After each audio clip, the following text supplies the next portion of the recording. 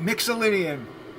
Greetings, Mixolydian fans. So I'm going to go over some Mixolydian stuff today. It's a vast subject, but I should start. The major scale is the most important thing to know, but assuming you know that, I'll have to do a video on the major scale. But let's jump to Mixolydian, which would be, if we're in the key of B, you want to know when you're doing modes, it's important to know which mode is which major scale you're playing. So I'll do a whole video on that, how to figure out that. But for now, let's assume you know this. But what it is the way to find out what the major key is in Mixolydian is, and each mode has a trick. But for Mixolydian, you find your root and you go up a fourth. So if B is our root, up a fourth right there, that's E. So E major is the actual major scale. There's a B right there, up a fourth, there's E. So that means E major is our parent key to B Mixolydian, and that makes it a little bit easier to figure things out. So for starters, B Mixo is major. So that means obviously the B major pent's gonna work. But you're gonna have other pents too. So we're in the key of E. The 1, 4, 5 are the 3 pents we can play, and the 3 major triads we can play. So what that means is in the key of E, E is 1, A is 4, and B is 5. So we have 3 triads. So we're in B Mixolydian, it's going to work the same. So in B Mixolydian, it's the same 3 triads, except now B is the root. But so we want to, so the trick is we're in B Mixolydian, we go up a fourth, and you know that the key of E major is E, A, and B.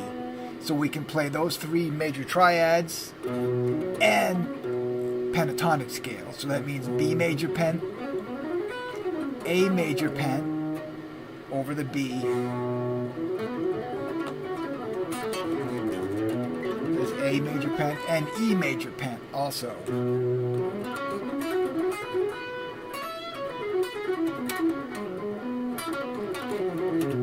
All over the B. The first thing I'll do is let's start around a B7 chord, which 6th fret root, B7. And so you have the E major scale, but now you want to re-look at it in terms of B as the root. So the first thing in tab I've written out is we'll start with the 2nd finger on the B. So there'll be a couple of positions right here, and then one for your 1st finger on the B, which will go right up to the 12th fret. We also want to have a variation, right, where we kind of stick around the 7th fret, because that's where the B is. When we're in B pent minor, you know, we want to try and have a Mixolydian position that's in that exact same spot, but we'll change to the notes of Mixolydian, which will be this right here. So there's our B root.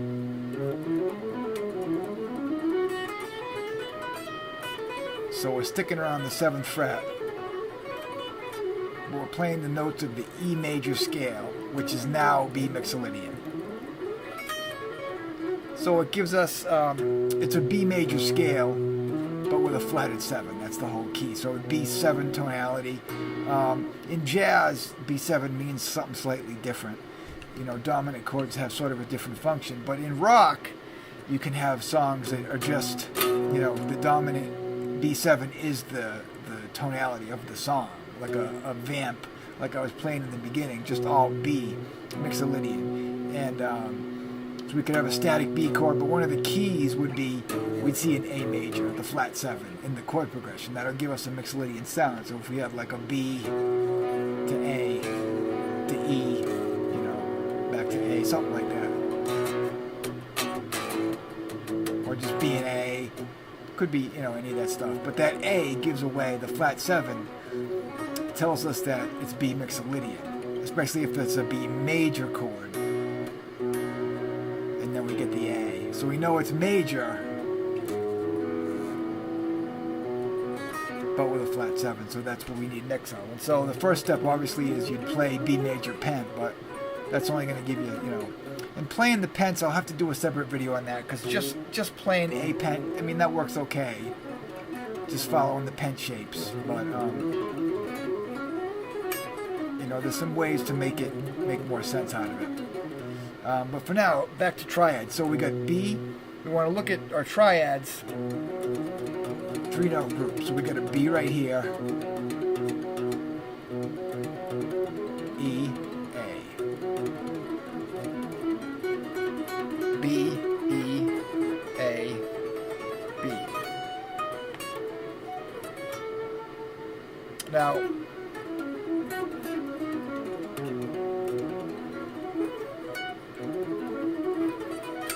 that's just playing them from the root. So what we want to do is, that's one, that works. Just taking the roots and starting, and that kind of gives you that run. You can play with that, play it backwards. You can try and combine the notes in different ways. You could play the arpeggios in different groupings, like 5, 1, 3, and then go to the E, the A, back to the B.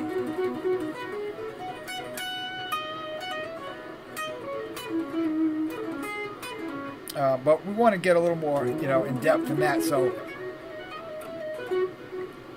what I'll write out in tab next is, let's do a descending thing. So every note, we'll take each note.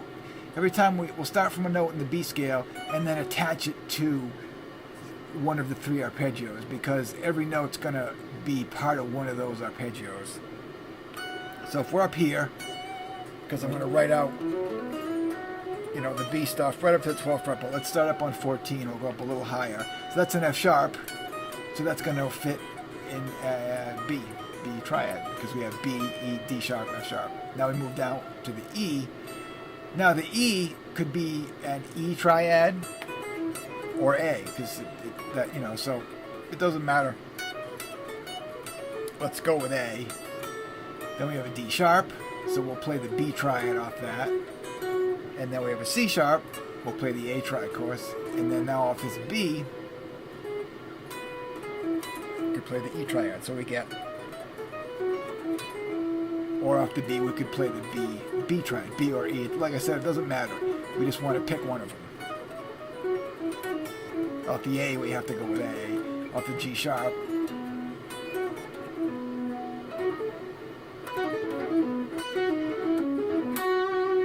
off the F sharp, B.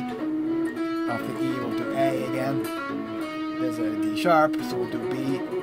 There's a C sharp, B, so we'll do E.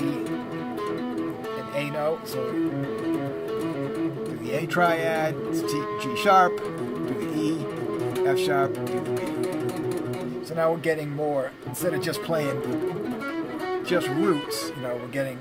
And then we can do that ascending too. So we have B, go up to C sharp. That's an A, D sharp, D, E. Now we're playing E triad. F sharp, we'll attach that to a B, G sharp, A,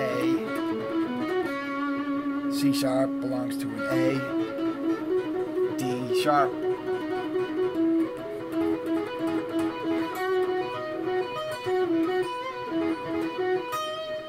G sharp,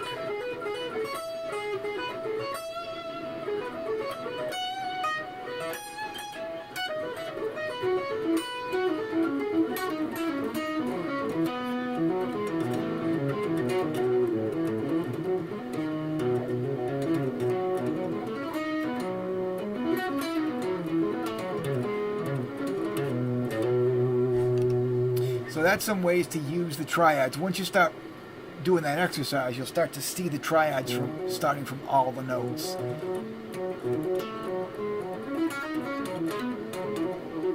you'll have more